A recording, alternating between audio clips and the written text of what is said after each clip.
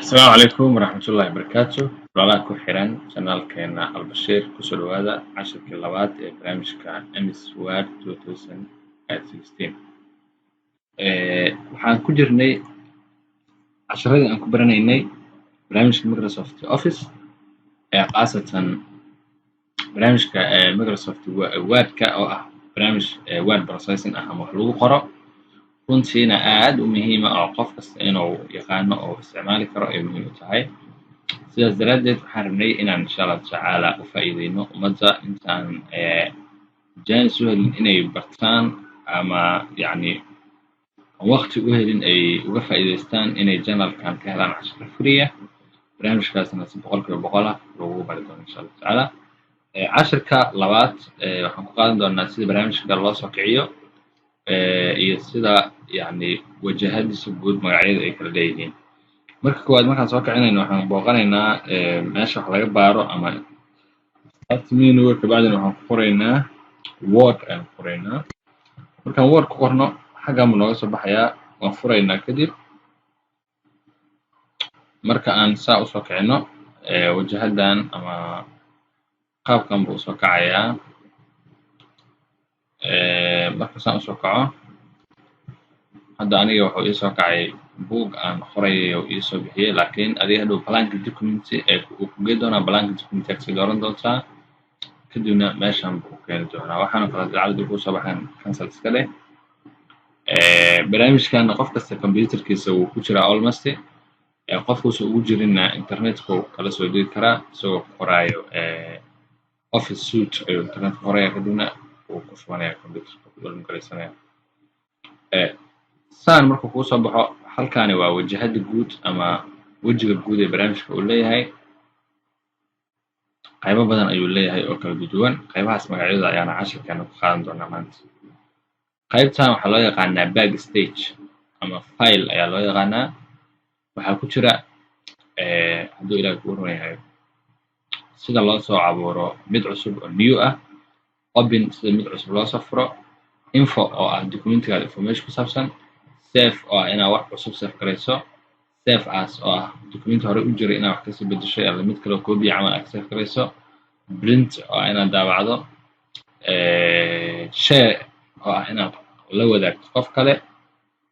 export oo ah inaad meesha ka saarto oo aad yacni meel kale geyso,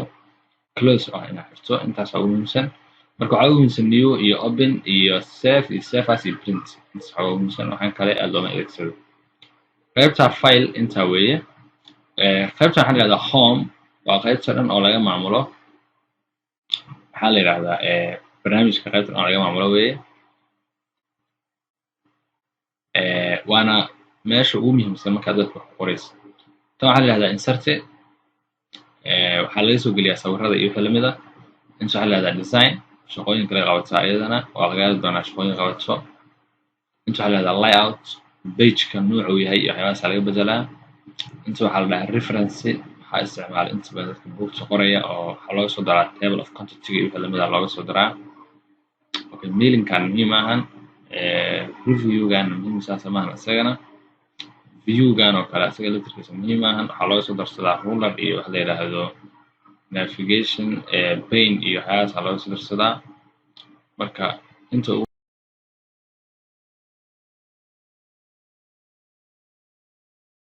loo yaqaanaa tab kasta marka waxbaa ku hoos jira waxaas ku hoos jira waxaa loo yaqaanaa ribbons ayaa loo yaqaanaa iyagana. haddii marka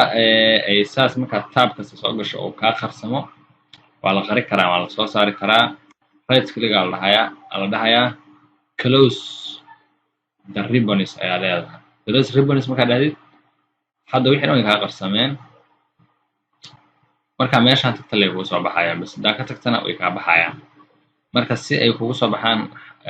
xaggaas mid ka mid a kuwaan dul tag kadibna waxaad doorataa meeshaan ay ku qoran tahay customize tan ma doonayo customize tan wax badan bay diri doontaa marka waqtan igana meeshaan baad tegaysaa kadibna waxaad dhahaysaa right click kabacdina tick baa saaraysaa collapsigaasuu ka saarayaa marka collapsi yani waa waxna in la qariyo tick ha saarin hadda tick collapsiga tick ma saarna mid kasta oo aad soo baxayaan mana kaa qarsamayaan haddaad xaggaan tagto saas baa loo soo muujiyaa marka hadday kaa qarsamaan okay qaybtan xaggan ah waxaa la yidhahdaa ruler ama mastarad mastaradani marka waxay kuu sheegaysaa warqadda cabirkeeda inta wax ugu qormayaan iyo inta bannaan noqonaysa hadda tusaale warqadan hal meesha ka bilaabato ilaa intaas wax uga qormi karaan tanna sidoo kale ilaa xaggaas wax uga qormi karaan intaas inay bannaanaataa loogu talagalay si qoraalku uusan geesaha uga sii bixin markii la daawacayo qaybtan hoose waxaa loo yaqaanaa zoom waxaa laga soo dhoweeyaa warqadda hadda zoomka 100% jooga uu fiican yahay iminka haddaan xaggaas geeyo warqad uuban bay noqonaysaa oo aan qurux badnayn haddaan xaggaas u dhaafiyo meeshan kala barka ana shaashadda dhammeed way soo gelaysaa haddaan wax ku qoro hadda foolxumay noqonaysaa marka xaggaas meeshaas kala barka ah baa la geeyaa oo 100% ah kadibna saas bay ku qurux badan tahay haddaad rabtid xaggaanaad tegaysaa waxaad tig saaraysaa 100% okay aad dhahaysaa kabacdi isagaa issaxaya marka zoomka qaybta dhinacana waxaa loo yaqaanaa scrollkan marka wuxuu qabtaa warqadda tusaale warqad buug dheer oo kale markaa isticmaalaysid waxaa loogu talagalay in laga wado adoo keligta bidixa lahaaya baa saas u wadaysaa haddii aad laptop isticmaalaysid ama aad isticmaalaysid desktop intaba qaybtan iyadana waxay kusoo qormatay pageka warqadda inta page ka kooban tahay iyo inta erayga ka kooban tahay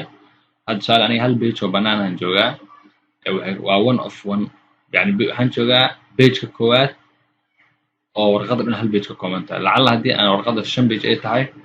oo pageka koowaad aan joogo wuxuu isoo qori doonaa 1 of 5 ayuu isoo qori doonaa okay qaybtan ugu sarreysa oo xaggan sare ay ku qoran tahay document 1 waxaa la yidhahdaa title bar ayaa la yidhahdaa waxaa loogu tala baxo documentiga markaas aad qoranaysid magaciisa marka aniga documentiga magac ma bixin weli title barka document 1 oo si default u qaadanaa qaybta dhinacan ku taala oo 4 calaamadood ka kooban waxaa loo yaqaanaa control box ee loo yaqaanaa ama window control box ee loo yaqaanaa waxaa loogu talagalay pagekaada inaad mar ka xirtid mar aad inta daan taabto isaga dhan buu qarsamayaa hoos u tegayaa waa kana amar ku soo laabanaa haddaan inta taabto meel dhex half u tagaa haddaan inta taabto half yar noqonaya waa kan haddaan inta taabto shaashadooda qabsan haddaan inta taabto isaga dhan baa xirmaya close u dhahay marka waxaa laga controlaa marka casharka iyaga insha Allah tacaala xaggaas ku nool yahay waxaan xiisada casharka xiga ku qaadan doonaa hadduu Ilaahay yiraahdo sida wax loogu qoro mswordka meeshaan waa meesha lagu shaqeynayo sida wax loo qoro sida qoraalkaas loo edit gareeyo ama wax looga bedelo تعالى عشرة أنت سنة وإيهاي أنت عشرة لم يكن كل مدرنا السلام عليكم ورحمة الله وبركاته